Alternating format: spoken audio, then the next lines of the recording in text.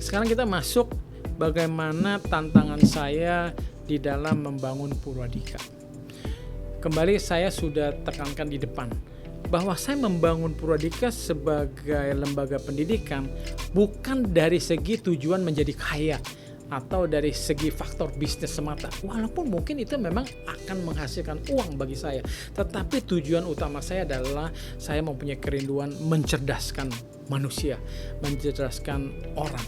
Karena saya percaya bahwa pendidikanlah yang akan mengubah seseorang menjadi seseorang yang berguna dan berbahagia. Karena pola berpikir seseorang itu selalu yang menentukan nasibnya. Terus terang saya mau bahwa pendidikan yang ditawarkan Purwadika itu bisa dinikmati oleh seluruh rakyat Indonesia, oleh seluruh kalangan.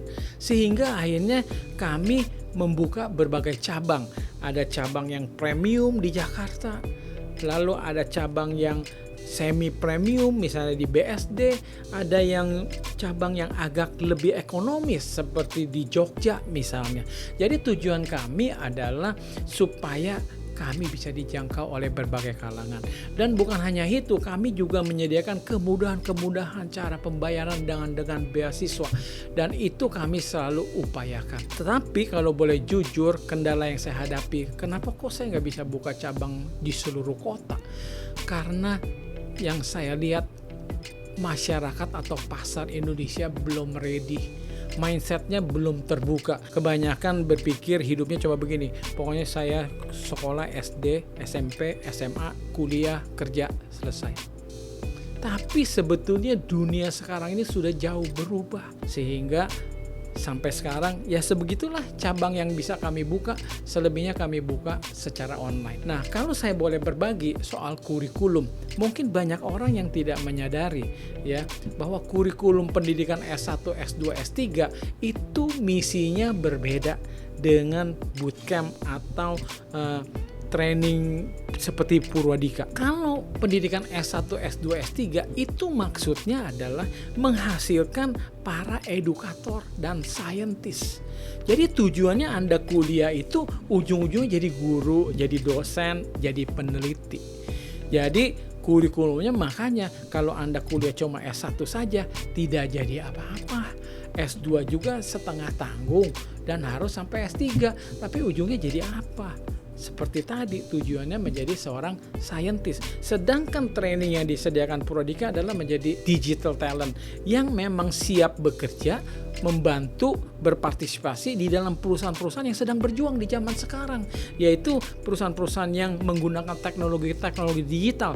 Jadi kita ajarkan betul-betul ilmu yang sekarang diterapkan.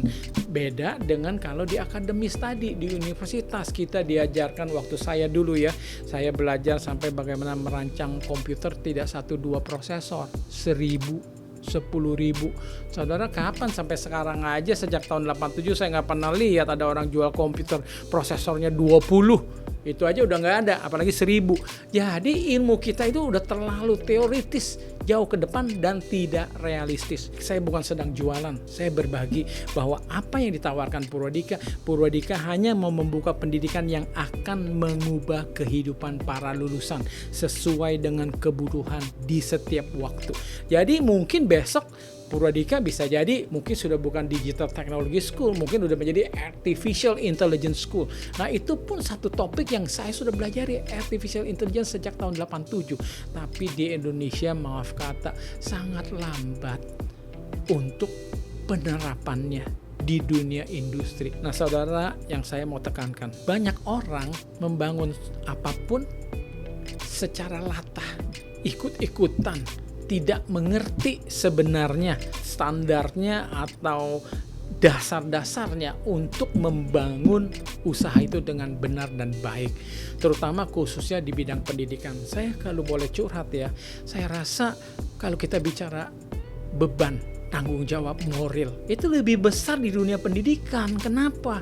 Karena kalau saya membuka restoran, kalau dia nggak puas ya cuma masalah sekali makan, besok dia nggak masalah lagi. Tapi kalau pendidikan itu merusak hidup seseorang, merusak masa depan seseorang. Oleh karena itu saya sangat berhati-hati untuk bisa berani membangun usaha pendidikan seperti ini. Nah, saya boleh berbagi bahwa untuk membangun pendidikan itu perlu 4 hal yang diperhatikan.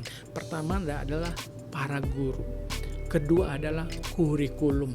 Yang ketiga adalah para murid, dan yang keempat adalah fasilitas. Maaf kata saja, kita kebanyakan masyarakat umumnya juga di Indonesia menilai sebuah sekolah itu lihat dari fasilitasnya. Gedungnya berapa tingkat, ada kolam renang enggak, ada lapangan bola enggak, kalau ada udah saya daftar, pasti bagus. Padahal yang menentukan kualitas pendidikan atau sebuah sekolah bukan fasilitas, karena fasilitas itu adalah penunjangnya. Nah, apa fungsi sekolah? Fungsi sekolah adalah transfer ilmu, yaitu siapa yang berperan mentransfernya adalah para guru. Makanya waktu pertama saya bangun Purwadika, saya rela jadi guru tunggal karena saya belum mendapatkan guru yang saya bisa percaya untuk menyalurkan ilmu yang saya mau kepada para siswa. Jadi dalam mencari guru juga, saudara harus perhatikan, kita bukan mencari guru yang sekedar bergelar. Wah, karena dia gelarnya S3 langsung kita terpukau, luar biasa. Sejak dulu saya di Purwadika menerapkan yang namanya uji coba. Apa yang saya mau cari tahu dari seorang guru? Satu adalah kepintarannya. Dia pintar gak sih? Dia menguasai gak sih ilmunya?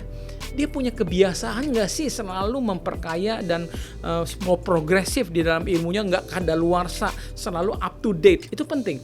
Yang kedua adalah dia bisa menyampaikannya enggak. Selain pintar, dia harus bisa mempunyai keahlian bagaimana menyampaikannya dengan sesederhana mungkin dan mudah dimengerti. Yang penting juga adalah saya memperhatikan tabiat dari guru ini. Saya sangat tidak suka sifat guru yang diktator. Saya mengecap pendidikan di Amerika Serikat yang sangat dewasa dan terbuka. Bukan berarti bebas dan tidak teratur, tapi saya perhatikan guru-guru saya itu sangat friendly, sangat bersahabat, tidak merasa dia lebih pintar. Dia nggak selalu mau menang sendiri, dia mau menerima pendapat kita, bisa diajak berjalan. Makanya kepada murid-murid di Purwadika itu terbuka komplain. Kalau memang komplain gurunya nggak bagus, langsung besok diberhentikan. Tinggal pertanyaannya tentunya, waduh, kalau diberhentikan nanti kacau balau. Nah, ini juga saya mau tekankan. Walaupun di Purwadika guru-gurunya sudah selektif, sudah diseleksi bahwa dia mempunyai kemampuan dan kepintaran, tetapi apa yang dia akan ajarkan saya harus kendalikan. Nah, ini kita bicara kurikulum. Kalau saudara perhatikan para murid, lihat aja ada slide. Semua slide baku standar di semua cabang Purwadika. Slide itu sudah kami rancang. Poin-poin yang harus diajarkan, langkahnya per hari seperti apa, sehingga guru-guru tidak bisa lari ke kiri dan ke kanan. Dan dengan cara yang betul-betul sudah terbukti efektif, bagaimana mengajar pemula dari waktu yang sesingkat-singkatnya bisa menjadi seorang yang siap untuk bekerja. Karena kita kurikulum standar, kita kalau sudah kedapatan guru tidak bagus kualitasnya, kita langsung copot. Dan dengan hal ini saudara tidak perlu takut bagaimana ya kualitasnya di cabang A dan dengan di cabang B. Dengan cara sistem Purwadika semua dijamin sama kualitasnya. Lalu bagaimana masalah siswa? Masalah siswa terus terang, kita mau guru hebat juga kalau mentalitas siswa kita juga maaf kata mungkin tidak kuat, kita nggak bisa. Kita harus betul-betul disiplin kepada anak didik. Kita mau ngajar kita dengan dari awal, tetapi kita tidak mau memanjakan. Kita mensupport segala fasilitas kebutuhan.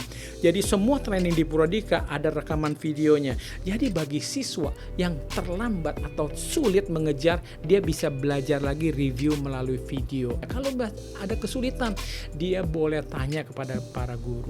Jadi kami sangat supporting, tetapi kami tidak bisa kompromi. Kami tidak pandang bulu mau anak siapapun, kalau tidak lulus ya tidak lulus. Itu yang kami jamin, kualitas para siswa kita yang hadir ke Purwadika memang sudah punya mental juang untuk belajar dengan sungguh-sungguh. Dan yang keempat adalah fasilitas. Kalau bicara fasilitas, walaupun saya bilang komponen terakhir, tapi Purwadika sangat memperhatikan. Kita mempunyai fasilitas, selalu cabang kita di gedung-gedung tinggi dengan fasilitas yang sangat mumpuni, gitu, baik dari segi internet, air condition, dan furniture dan segala macam, dan kenyamanan dari para siswa pada waktu belajar.